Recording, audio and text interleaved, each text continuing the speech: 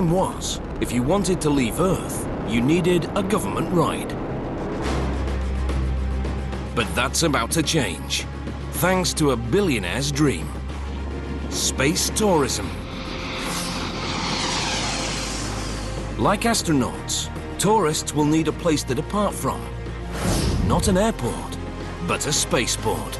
I don't think this particular design has ever been built before, anywhere in the world. So where in the world do they build it? Welcome to Spaceport America. Quite the challenge.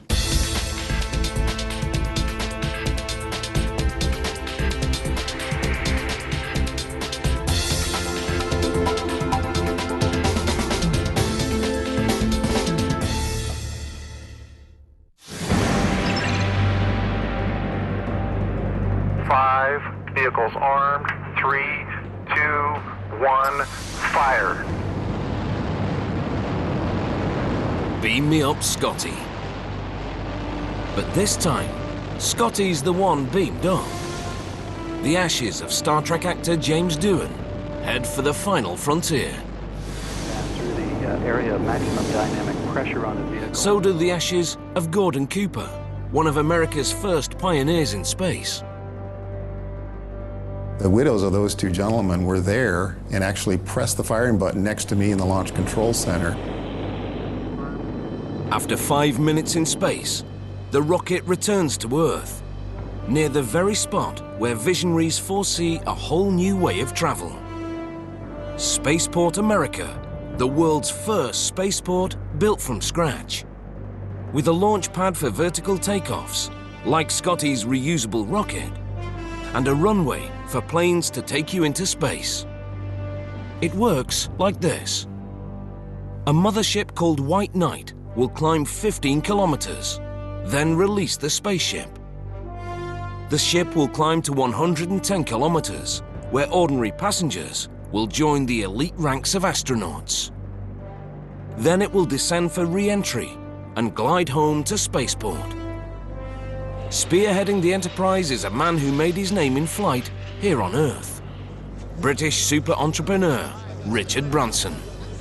In all, nearly $500 million has been fronted for a venture out of this world. For 50 years, we've had a situation in which only astronauts could go to space. Less than 500 people have been to space. And Virgin Galactic is going to fly more than that in the first year of operation.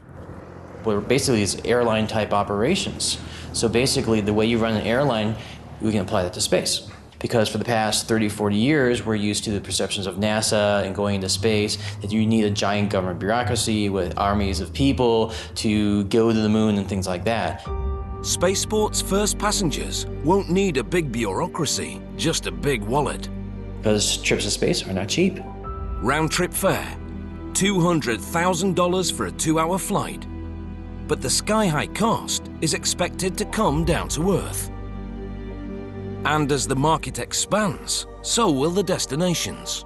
Including point-to-point suborbital space flight. So rather than going from Spaceport America straight up and back down, you would go from Spaceport America to Singapore, or Spaceport America to Sweden, or other destinations, and be able to do that in an hour or less. A revolution in travel. Spaceport is looking for the perfect place to break ground, and they think they've found it, in the middle of nowhere. Virgin Galactic has set up its world headquarters here in New Mexico, and riding on the inaugural commercial flight will be Branson, Virgin's CEO.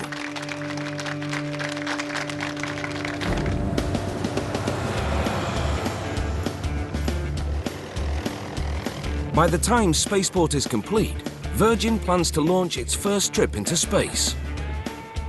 On this. Here she is. The mothership called White Knight, to carry tourists towards the heavens. By sheer coincidence, Spaceport is gearing up just as America is grounding the space shuttle. Industry filling a void left by government.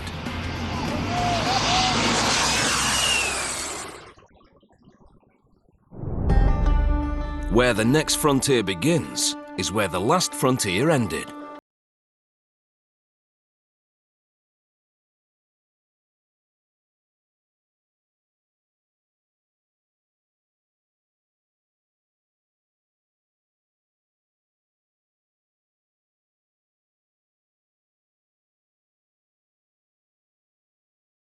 In Florida, tropical storms force NASA to cancel launches. But here, they can fly up to 28 days out of 30. There's another reason why we chose New Mexico. The first ever film taken of the planet Earth from space was taken from a V2. But it was so top secret at the time, nobody ever saw it. But it was here that happened. It didn't happen in Florida, it didn't happen in Texas, it happened in New Mexico. This is really the birthplace of American spaceflight. Marked back home, Robert Goddard moved in 1930 from New England to New Mexico and became the father of modern rocketry. Then came Werner von Braun, the father of the Nazis' V2 rockets. After the war, he fathered America's space program. This is where men dove from the stratosphere and monkeys soared into space. Here's what really excites Spaceport: no air traffic. The reason is their neighbor over the mountains. White Sands Missile Range, America's largest military base. No commercial traffic flies over here.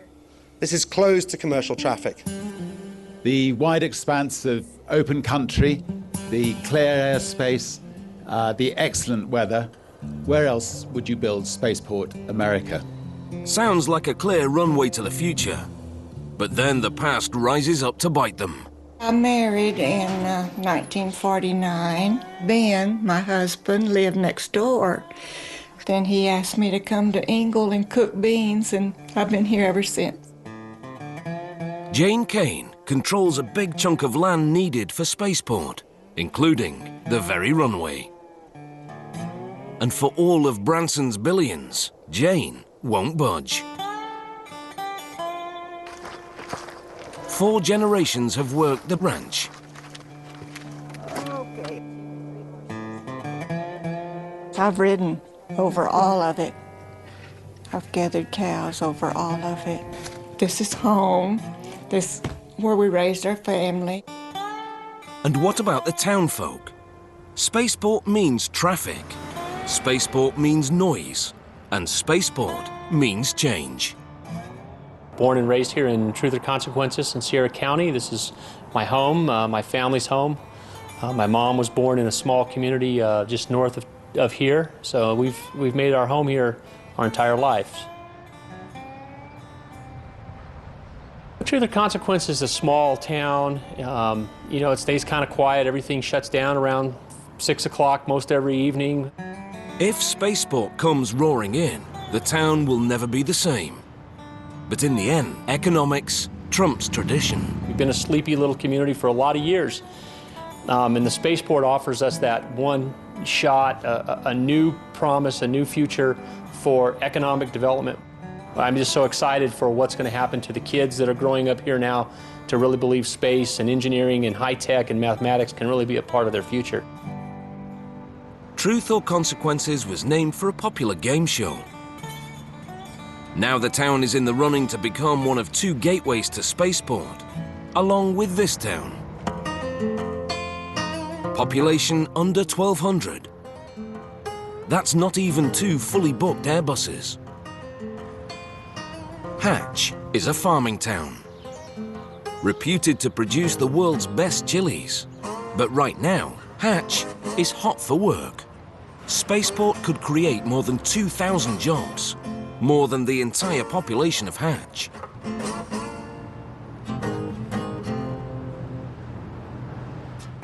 But Spaceport won't be built, and the towns won't boom, unless a rancher changes her mind. When they first started talking Spaceport, we were sure against it. Once again, economics beats tradition. Ben had some sickness, and he had a drought, and he had to sell his cows, and the Spaceport sounded a lot better to him.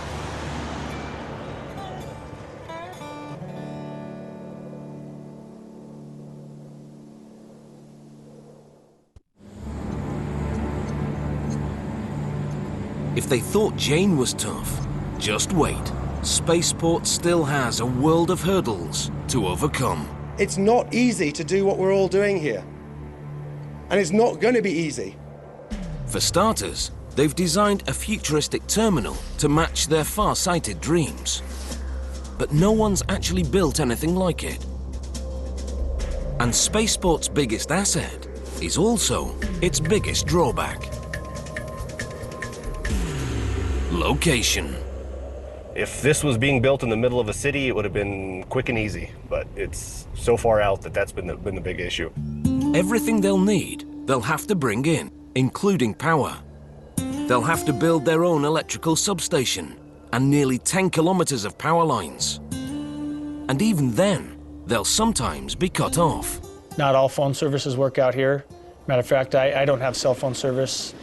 You know, you could have 300-400 people working out here at any given time once everything gets going. Where are people going to stay? The closest town is 35 miles away. Most of our guys are coming from Albuquerque, and it's too far of a commute to do on a daily basis, so they're staying in town in hotels and campers and little apartments. It's an hour going through the canyon, getting out here, and then an hour going back in every evening, so your work day doesn't really end when you leave the job. During the week we live here, and during the weekends we go home and see our families. Some folks may have second thoughts about the future passing through. Just bringing what they need to pour concrete will take 12,000 truckloads. That's more trips than residents. They're asking for some alternate routes. Given where the site is, there's not a whole lot of alternate routes out here. And the streets weren't designed for construction in the first place. The road system out here is pretty narrow because it's mostly been used for livestock, and I mean, it's just the ranchers moving around out here. We will be using equipment that's by itself 12 foot wide. Some of the pieces of equipment we'll be bringing in are even wider than that. In fact, this equipment is for building a road. Spaceport is so remote, they have to pave 20 kilometers just to reach the construction site.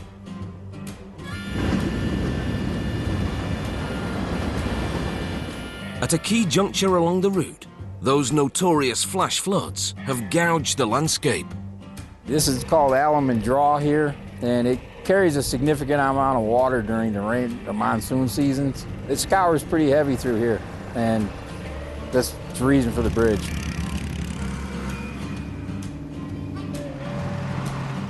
The bridge is made of mammoth precast segments, each weighing up to 60 tons. And it was a nervous ride getting them here. Between the front of the truck and the tail end of the load was close to 200 feet. And we had some pretty tight turns to make coming up through these canyons. With the site finally connected to the outside world, construction begins on the business end of Spaceport, the runway. Wider than a football pitch and more than 3 kilometers long. Long enough to handle a 747. And they'll need every inch for an out-of-this-world trip. On its return to Spaceport America, the spaceship will glide in like the space shuttle. But that's where the resemblance ends. For takeoffs, the shuttle requires more fuel, more infrastructure, and more manpower. At Spaceport, they'll use the runway for takeoffs, with the spaceship carried aloft by White Knight, far cheaper than a vertical launch like the shuttle.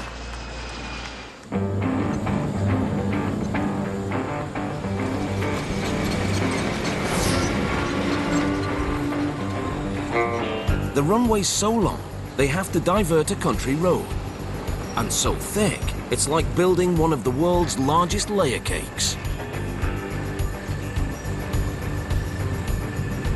61 centimeters of subgrade. Then 10 centimeters of asphalt. then 35 centimeters of concrete. In all, more than 100 centimeters thick. Construction starts with excavating 60 centimeters of earth for the subgrade. Enough dirt to fill more than 200 Olympic swimming pools.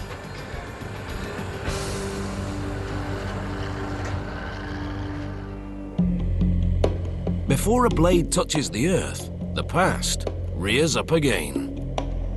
Deeper than the layers of the runway lie the strata of history, and archaeologists have to survey every inch.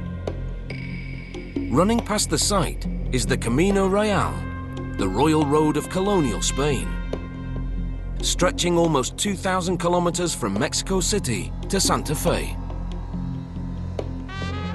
Travelers traipse the highway for 300 years, and behind all the fencing lies 3 centuries of historic litter. When you do walk the trail and you look on the ground, it's still possible to find pieces of pottery, artifacts from days gone by. In all, 1,100 hectares must be surveyed, equal to more than 800 football pitches. As wide open as this site seems, the options for the layout were narrow. If we went much further to the west, we got into more of the cultural resource areas that we were trying to avoid. Obviously, with the power lines to the east, we couldn't go much further east. And most runways in southern New Mexico have an east-west orientation. Our runway is almost directly north-south. We have the Caballo Mountains to the west, and we have the San Andres Mountains to the east. Due to the 2 mountain ranges that surround us here, we found that that was the orientation that allowed us to take advantage of the wind, and it also best fit the terrain. Nature created ideal conditions for flying, but not for building. In winter, equipment freezes, and in summer, men broil. Windstorms can shut down the whole site, and rain can turn desert into quagmire. And it does rain here. When we have rain, we have a lot of rain. We're famous out here for having a lot of flash floods. You can receive half an inch to an inch of rain in the nearby foothills. The water doesn't penetrate very deep into the ground. And within an hour, you can have a foot or 2 or more of water running through some of these arroyos. So the draws and everything here fill up pretty quick, and you can be stuck in a bad situation if you're in the wrong place. Last week, we had 1.5 inches of rain in about 30 minutes out here, and everything out here was impassable. This dirt gets really slick, and you don't get a lot of traction in it, and then 5 hours later, it's back to being dry again.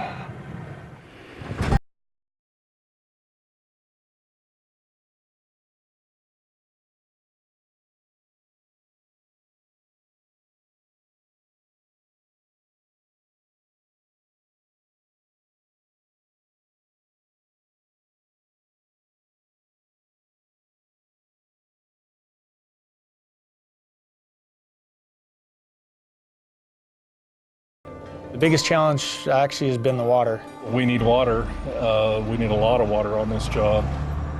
It's the vital resource because they need water for everything.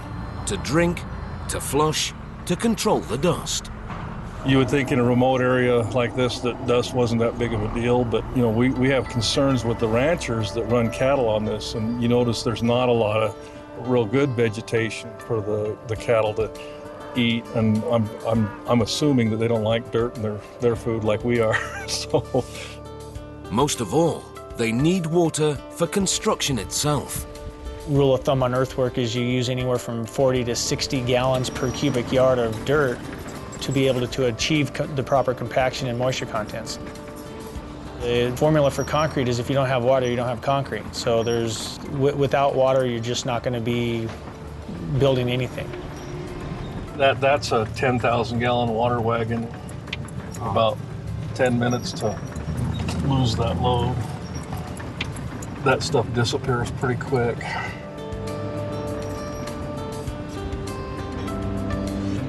This pond holds enough water to fill 2 Olympic pools, but the crews will use that much in about a week.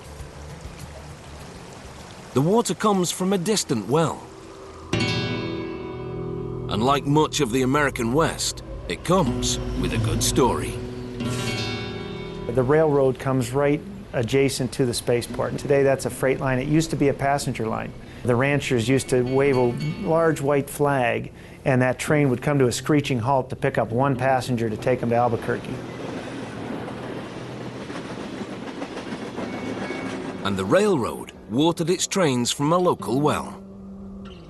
And then it was capped and somewhat forgotten about, except for the ranchers in the area who have talked about this awesome producing well in an area very scarce with water.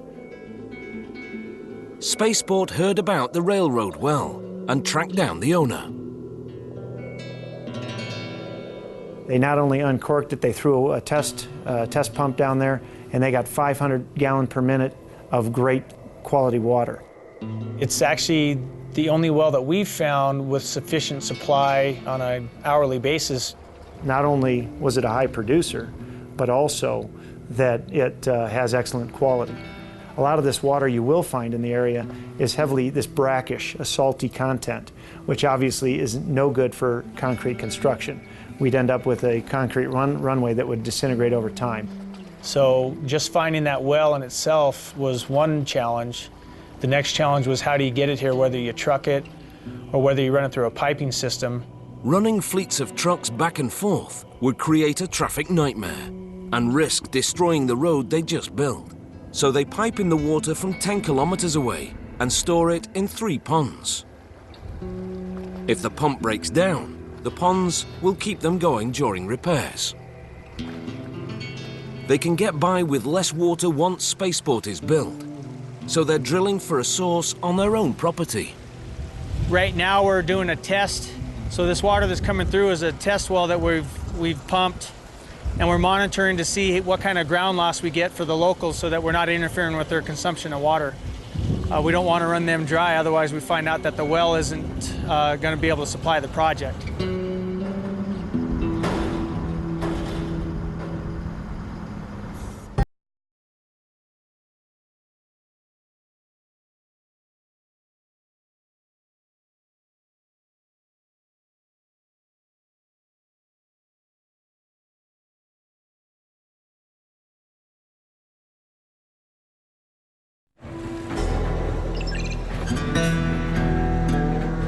Water remains a headache.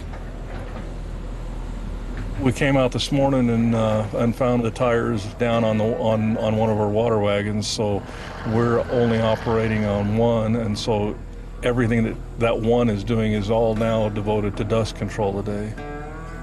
The culprit may be a construction hazard unique to this part of America: mesquite thorns, 5 centimeters long and sharp as a tack. It's a $6,000 setback, the cost of 1 tire, and half a day to fix.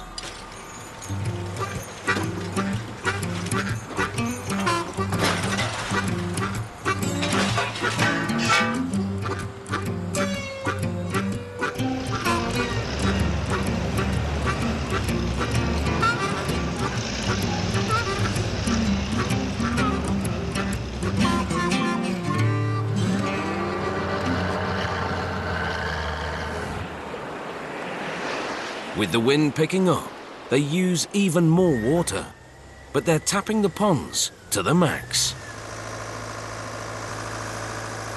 This is a touchy situation. Right now we have an issue with our water supply. We have subcontracted the water supply with another contractor on the job that has another section. I just yesterday found out that they don't have the water rights necessary to pump the water that they're providing us right now.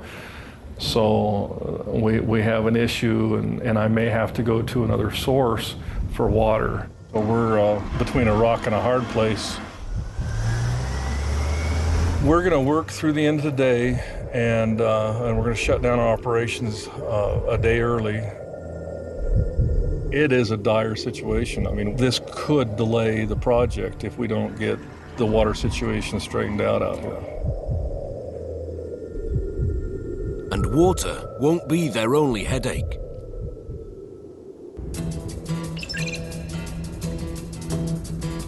Spaceport America enters its 6th month of development.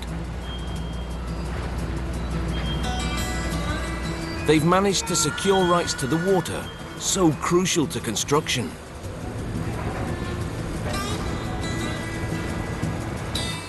On the runway, crews have built the subgrade and begun pouring the next layer, 10 centimeters of asphalt. After the asphalt comes the final layer, concrete. So what happened to all the dirt they dug up? It's put to good use, forming the foundation for the human side of Spaceport. The terminal hangar facility to house the staff, the guests, and the spacecraft. The dirt is mixed with sand to form a hard subgrade for the hangar. In flat terrain, even a 3-story building will tower over the landscape. As with any new high-rise, some neighbors object to the view.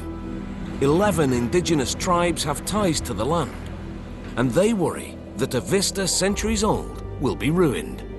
The architects responded with an ingenious solution: blending in.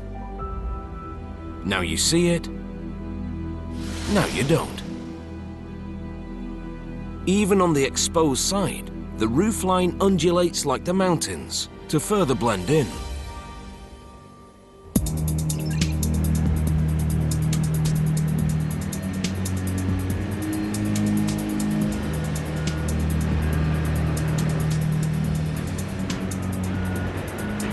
Spaceport's 3-story terminal is starting to rise. These towers form wells for the stairs and elevators, but they serve an even bigger role, holding up the mammoth roof the architects designed. This is the core of the structure, absolutely. At Spaceport America, Mike Bradley is in charge of building a terminal like no other.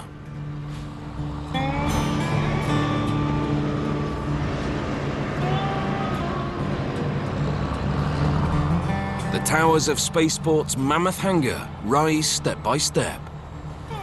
Crews pour concrete into each frame, then move to the next level, unless nature interferes.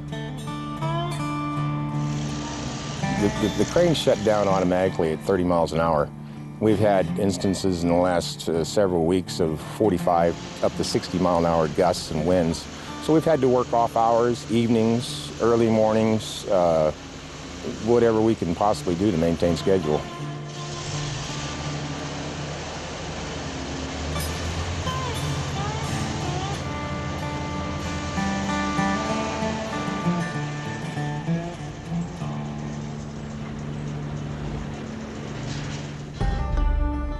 Meanwhile, other structures make headway.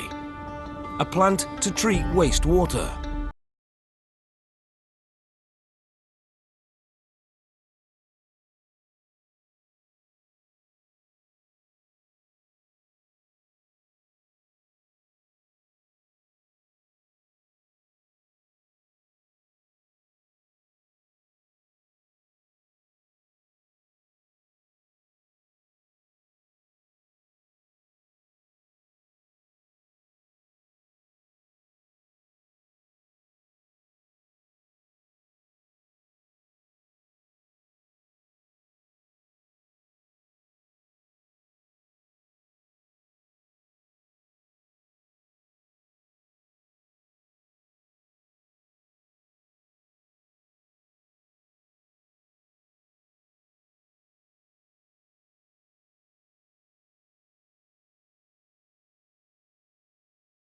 Then they turn on the inflators.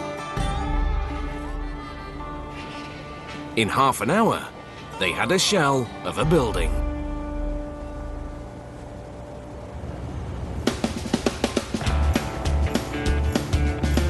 make the shell rigid, polyurethane foam was sprayed onto the membrane. Then rebar was attached to form a foundation for the concrete, just like on the runway. But you don't see concrete applied like this every day. They're spraying concrete, a time and money-saving method called shotcreting. Only a handful of companies in the world make buildings like this, so this may be the first inflated firehouse on Earth.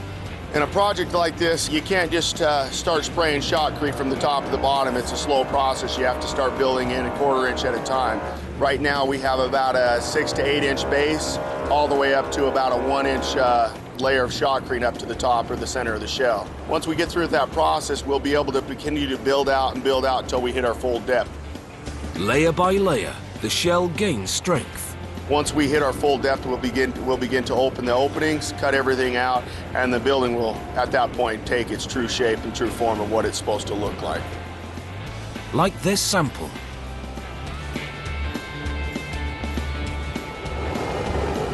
These buildings are phenomenal when it comes to acoustics. You can actually stand at one point of the dome, no matter how big the dome is.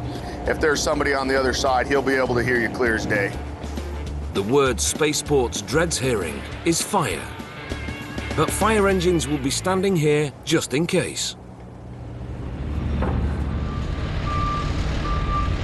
Even as construction continues, one client is already operating out of Spaceport. There's not a lot of companies that launch rockets for a living. Up Aerospace carries cargo, not people. Right now our rockets are small.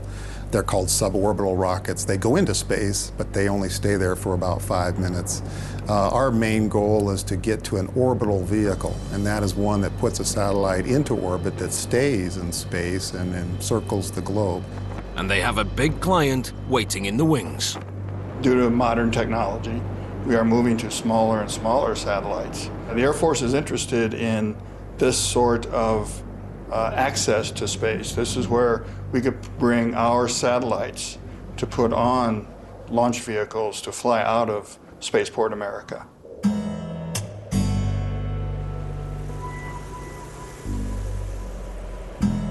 After 2 months, the terminal's taking shape. The stairwells that support the entire structure are complete. The next step on the level we're standing on is to pour the concrete deck so we can work at the level below and above us. We'll follow that with the roof trusses, starting at the north, working to the south. We've got 2-piece trusses that are each 190 feet long, need to be joined in the middle. That'll be the most critical part of the job. The working end of Spaceport, the runway, is ready. But the rest of Spaceport is still racing towards the finish line.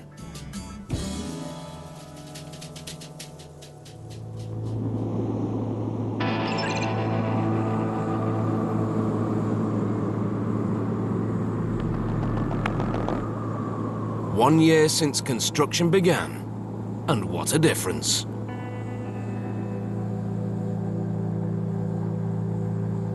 But some things never change. It's very hot out here. As you can see, it's very hot. It's supposed to get to 100 this weekend, from what I understand. It's brutal out here when it's hot.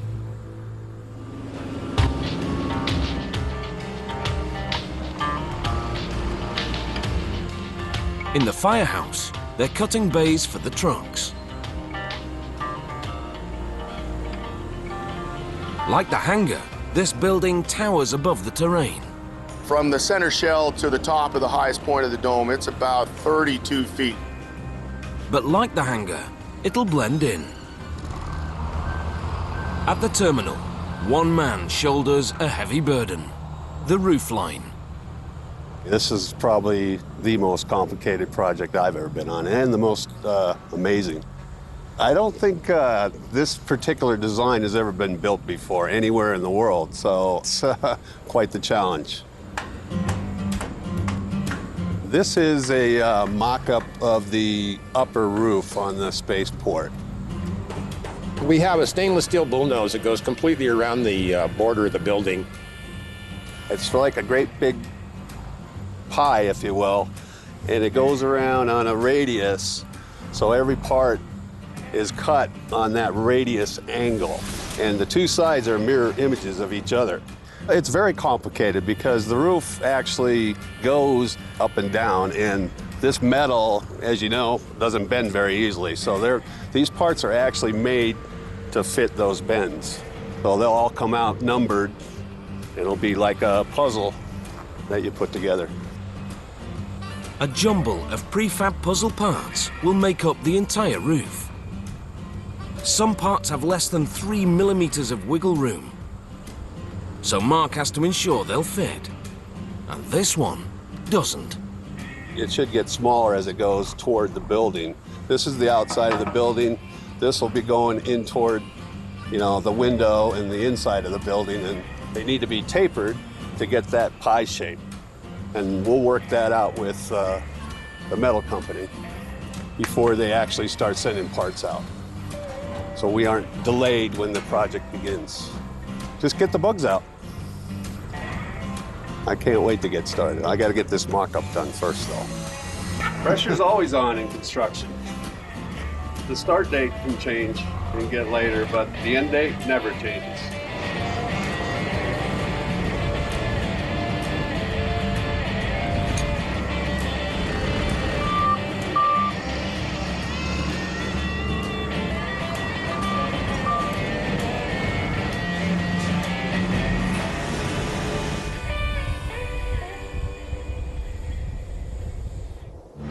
The more flesh they put on the hanger, the more it will blend in.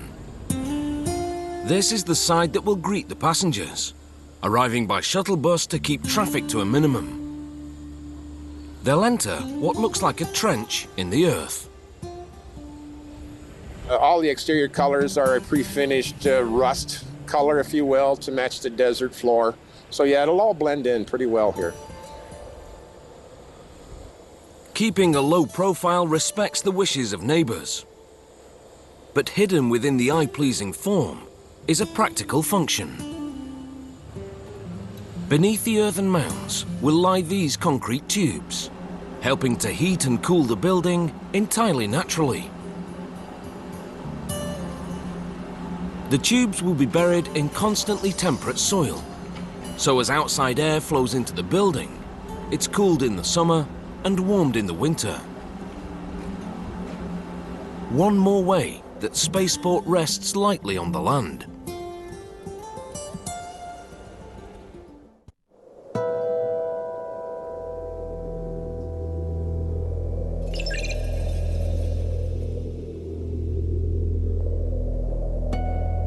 The last year of construction.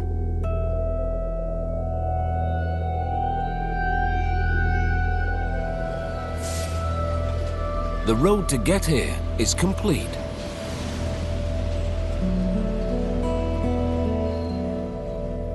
The firehouse just needs finishing touches.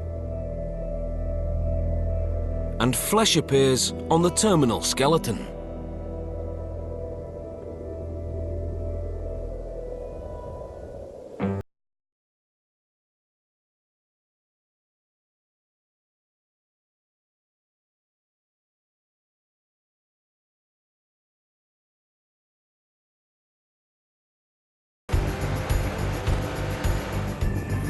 We're on the 3rd floor west elevation right now, which is basically the main entryway of the building. Portable heaters in here so we can continue working through the winter.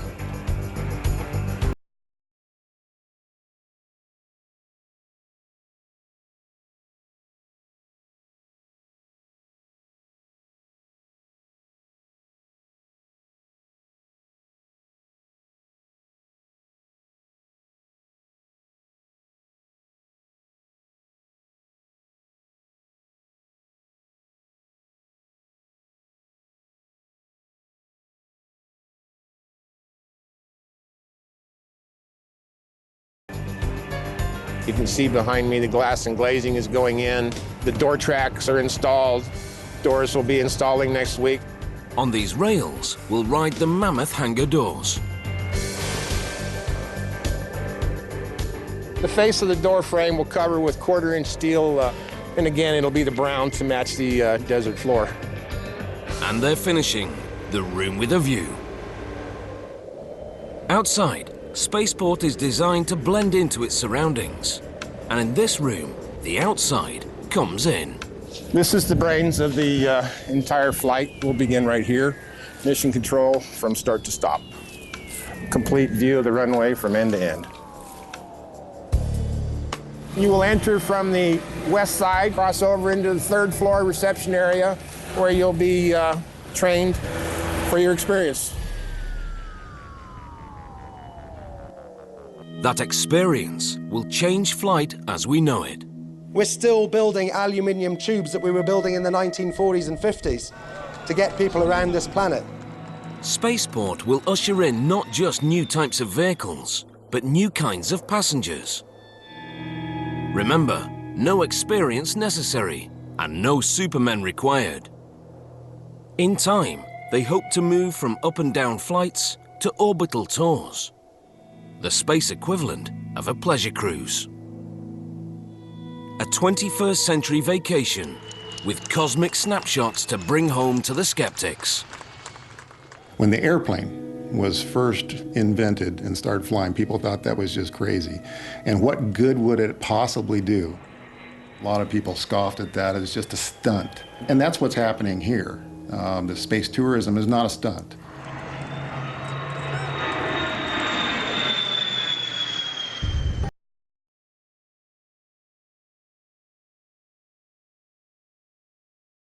Spaceport enters the home stretch.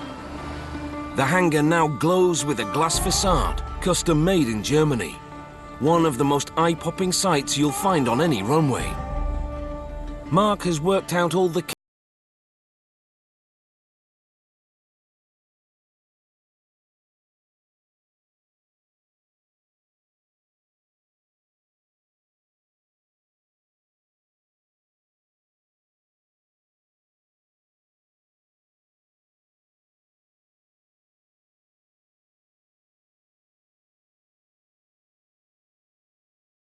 goes on first, that piece, and then everything goes together from there. Every one of these panels is custom made, so if something happens to one of the panels or a panel is made wrong, you can't proceed any longer because it's all put together. To get to that panel, you'd have to take everything apart.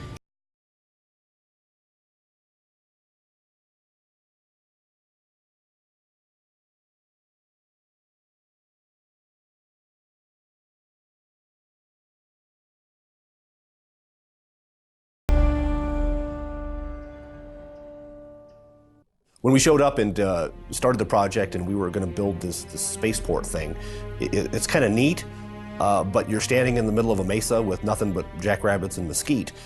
And at first we just thought spaceport, well, you know, pie in the sky. Now that we're seeing it actually come together, I get even more excited about what's taking place here. It's tough to not develop an emotional bond with what you're building. It'll be a little sad to leave it and have to go somewhere else. I'm looking forward to coming back years later and show my kids what we did. This is a chance to be part of history.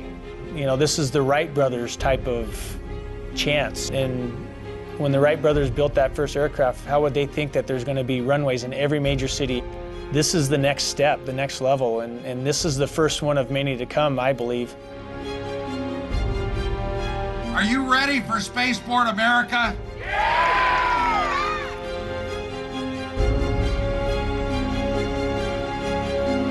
It's the future, and it's kind of nice to be a part of the future.